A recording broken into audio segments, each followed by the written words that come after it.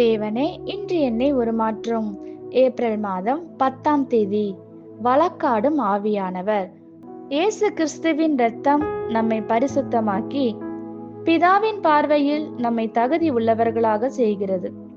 நம் ஆண்டவராகிய இயேசு நம்முடைய பலவீனங்களில் நமக்காக ஊக்கமாய் பரிந்து பேசி நமக்கு கிருபையையும் தயவையும் பெற்று தருகிறார்.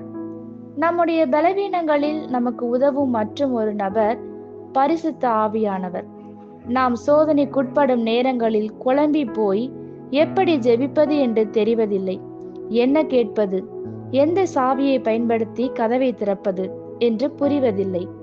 அப்பொழுது ஆவியானவர் நமக்கு உதவியாக வந்து சோர்ந்துவிடும் நம்மை தாங்குகிறார்.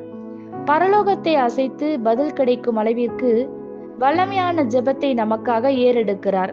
ஆவியானவர் நம்முடைய சூழ்நிலையின் தேவைக்காக ஜெபிக்க வேண்டும் என்றால் அவர் நம் வாழ்வில் செய்ய விரும்பும் காரியத்தை அவர் செய்ய நாம் அனுமதிக்க வேண்டும் என்று நான் முழுமையாய் நம்புகிறேன்.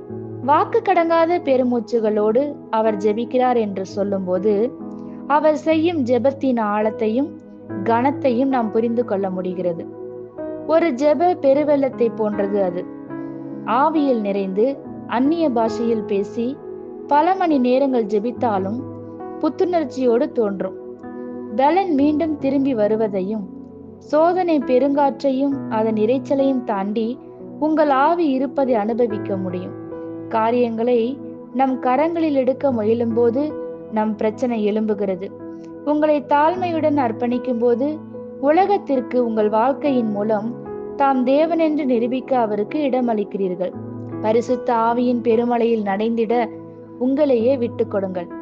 பிதாவானவர் உங்களை தாக்கும் எந்த சோதனையிலிருந்தும் உங்களை விடுவிக்க தயவுள்ளவராயிருப்பார். சகலமும் நன்மைக்கு ஏதுவாய் நடக்கும்.